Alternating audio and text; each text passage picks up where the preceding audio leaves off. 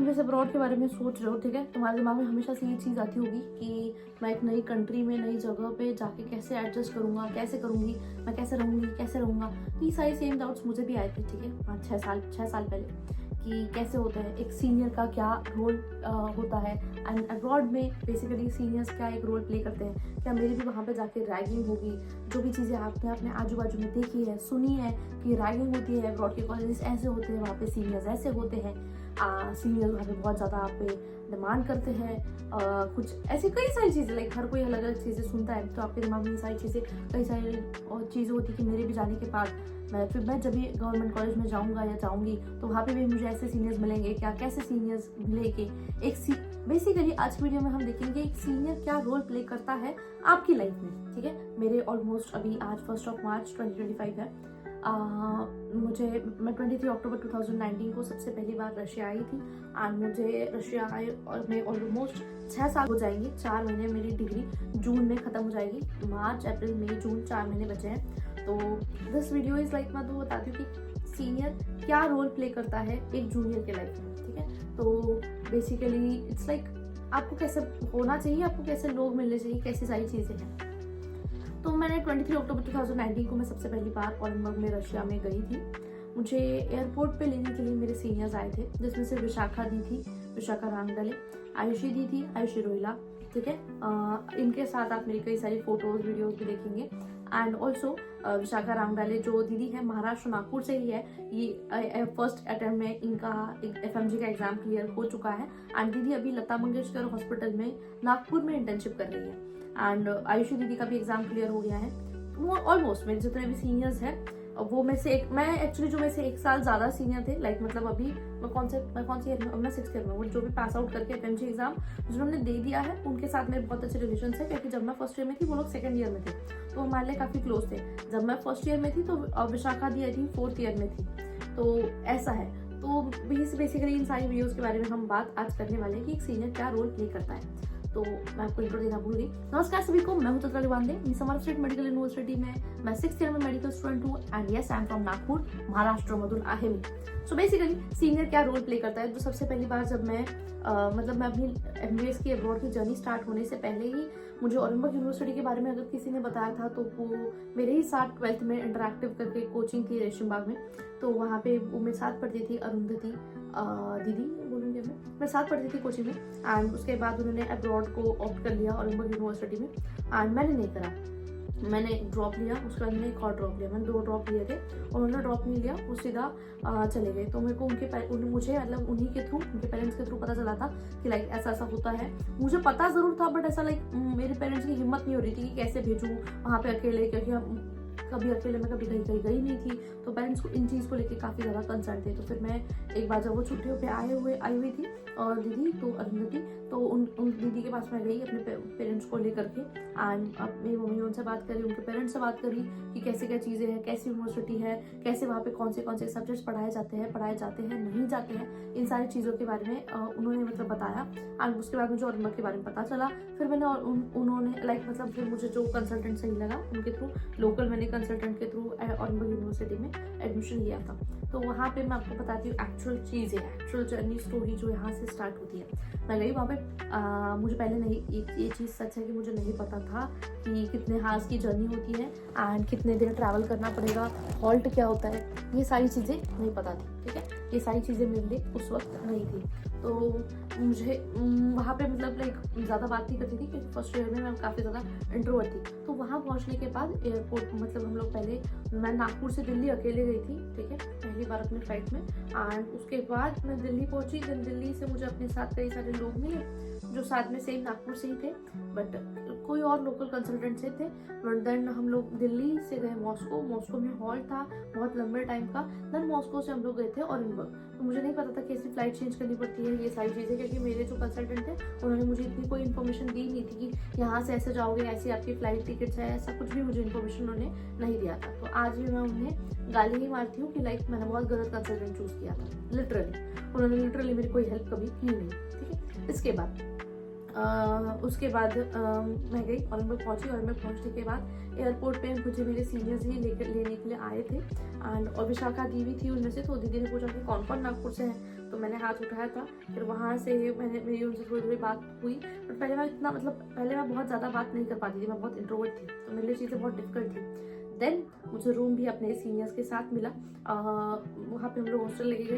And पहले ऐसा होता था ओलंपिक में जाते से आपका टेस्ट होता था, एक डैंड्रफ का टेस्ट होता था, एक आपका पूरा स्किन टेस्ट होता था कि आपकी स्किन नॉर्मल है, आपको कोई स्किन का डिजीज नहीं है, ये सारी चीज़ें चेक होती थी। उसके बाद आप अपने बैग्स के साथ हॉस्टल के रूम में जाते थे। तो ऐसे ही हमारा टेस्ट हुआ, हम लोग हॉस्टल में गए, रूम मुझे अलॉट हुआ था। तो मेरे जो सीनियर्स के साथ ही रूम था, क्योंकि पहले हम ऐसा था कि रूम अवेलेबल नहीं था जूनियर्स के साथ, तो मुझे सीनियर्स के साथ ही रूम मिला था। तीनों मेरे सीनियर्स थे, जिसमें से दीप्ति दीदी थी मुंबई से, स्पंदना दीदी थी एंड प्रीति दीदी थी। प्रीति दीदी बिहार से थी, स्पंदना दीदी वॉज फ्रॉम साउथ।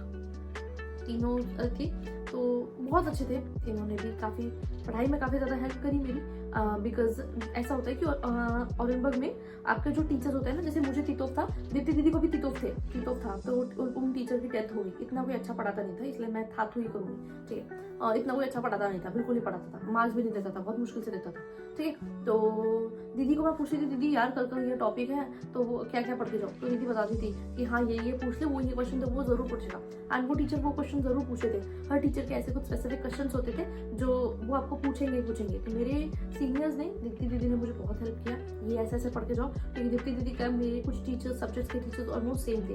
प्रीति दीदी की शालिकोवा मैम थी, तो उनकी तो टीचर ही अल्टीमेट लेवल पे थी। शालिकोवा मैम का सब लोग बहुत रिस्पेक्ट करते हैं, बिकॉज एवरीवन नोज कि वो मैम कितनी ज़्यादा अच्छी है, लिटरली बहुत अच्छी टीचर है वो, बेस्ट टीचर, ठीक है। तो उन प्रीति दीदी को शालिकोवा मैम थी, तो वो उनका बताती थी कि मैम हमें टॉपिक पे ये ऐसा ऐसा पढ़ाती है। स्पंदना दीदी के साथ मेरा काफ़ी कम इंटरेक्शन होता था, बट हाँ वो भी काफ़ी ज़्यादा हेल्पफुल थी। पहले मेरे सीनियर्स विशाखा दी, उनके बाद देन मुझे मेस का खाना पसंद नहीं आता था, और मेरा जो खुद का स्केड्यूल है अलग था। मुझे पहली बार एक चीज़ अगर मैं आपको सच बताऊँ तो मुझे पहले रात में सोने के बाद बहुत डरावने सपने आते थे। तो मैं बहुत बार ऐसे बेड पे से कूदती थी एंड देन बाहर जाके मैं बैठती थी लिटरली ऐसा घंटों तक के। फिर मेरी एक और दोस्त थी समीशा के सीनियर्स भी बहुत अच्छे थे। दुर्गेश नंदिनी करके दीदी का नाम था, नंदिनी दीदी, नैंडी बोलते हैं उनको सब।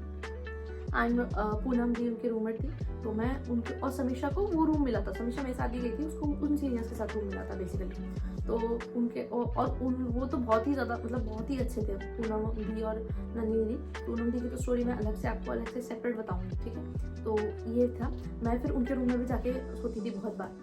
तो ये मुझे बहुत ज़्यादा दिक्कत थी, प्रॉपर ऐसा मैं बहुत ज़्यादा इसे इसमें इतना मजाक में लेने वाली बात थी। बहुत ज़्यादा मैं इन चीज़ों की वजह से मेरे को रात भर नींद नहीं आती थी। तो फिर मैंने रात को सोना छोड़ दिया था। मेरा ऐसा था कि मैं रात भर बैठ के लाइब्रेरी में जाके पढ़ती थी, फिर सीधा क्लास जाती थी। सुबह 8:30 बजे की पहली क्लास होती थी, तो मैं सीधा क्लास जाती थी।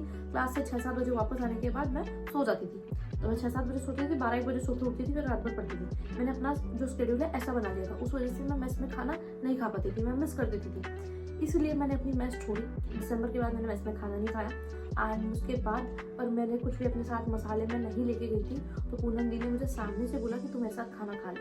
लिटरली तब मेरे पास कुछ भी नहीं था, बट उन्होंने मुझे, हर किसी को सबकी मम्मी ही सिखाती है खाना बनाना, मुझे खाना बनाना पूनम दीदी ने सिखाया था कि कैसे खाना बनाना है।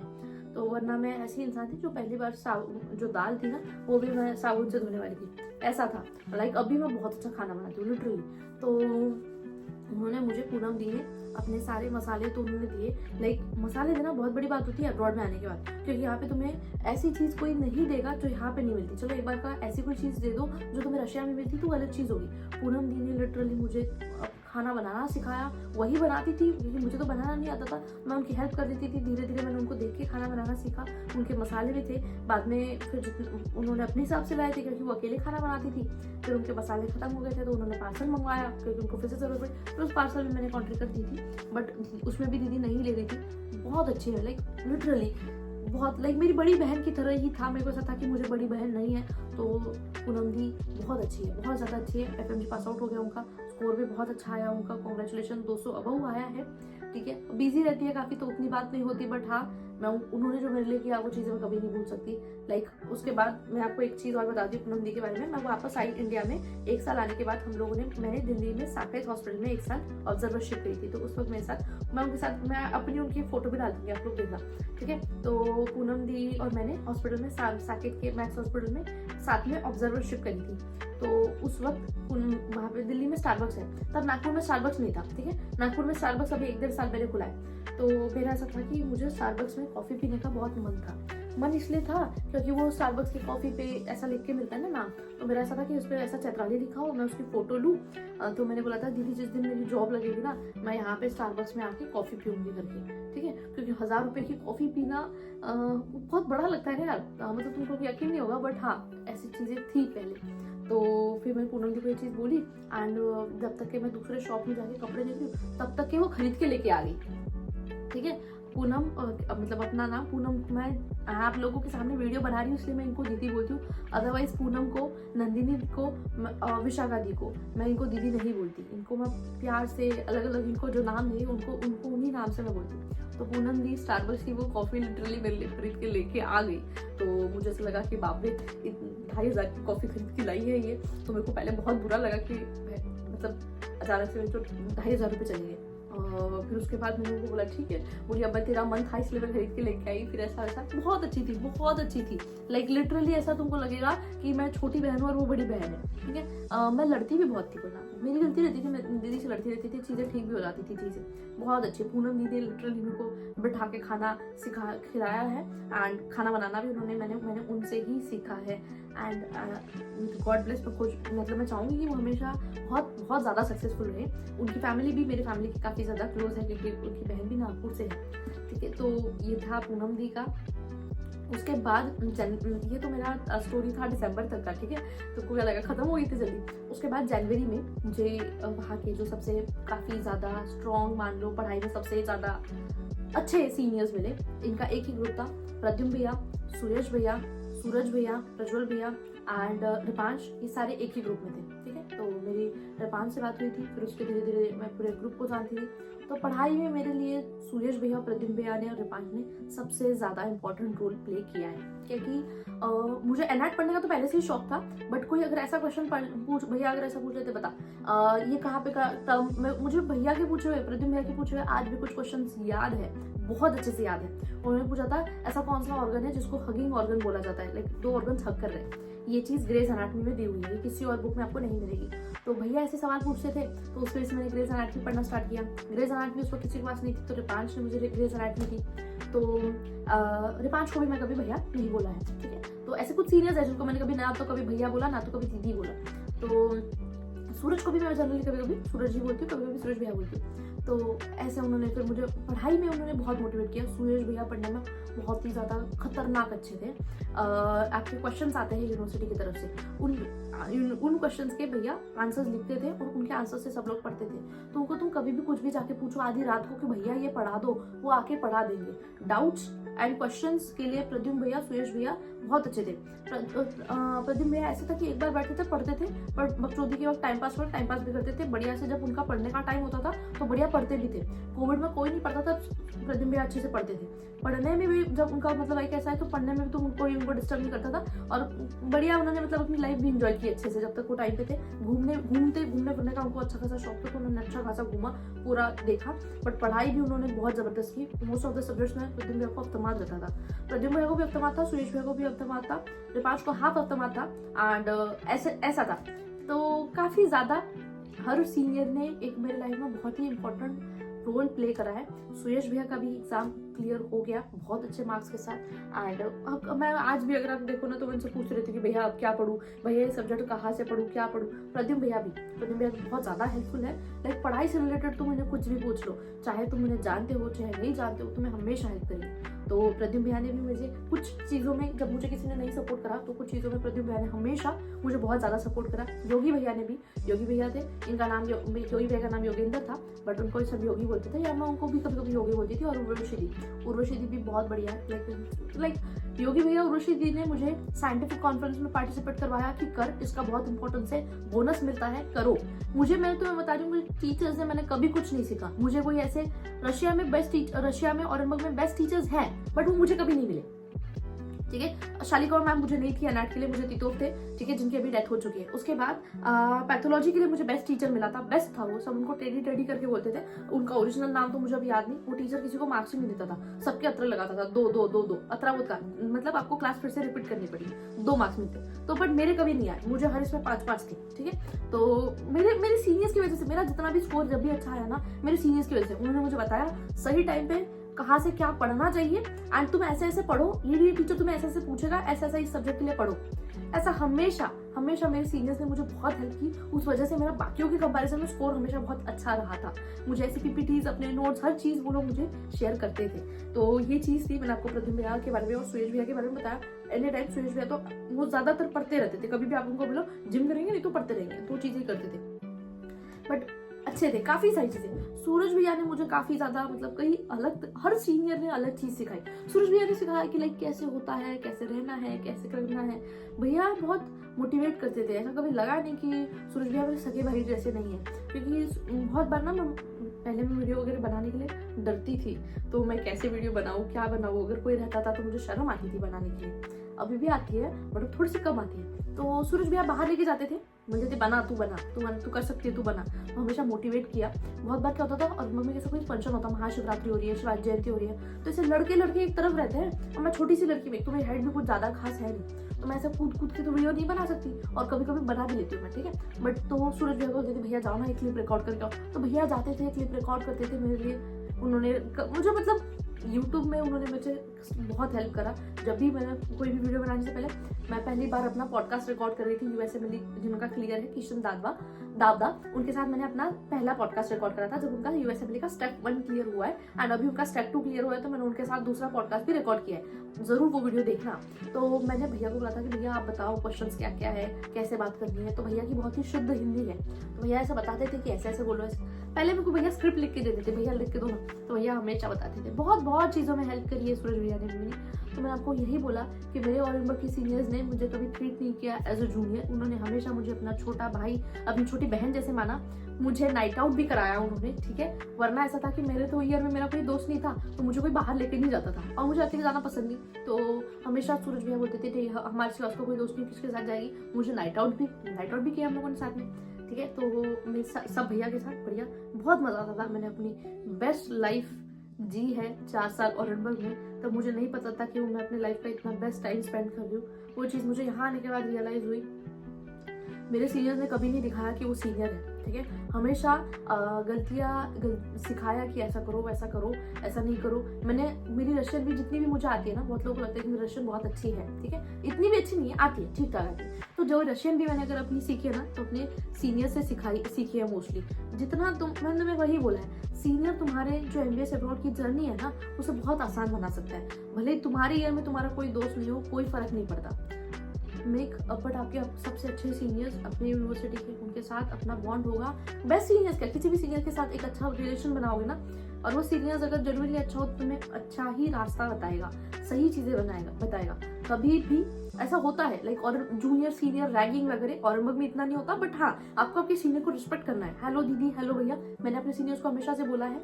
तो ऑरेंबर्ग में एक रिस्पेक्ट अलग लेवल पे होती है, वो उन चीज को आप बीट नहीं कर सकते। ऐसा होता है कि अगर वहाँ पे इतना करना नहीं पड़ता, बट वहाँ पे ऑटोमेटिकली चीजें आ जाती है, ठीक है।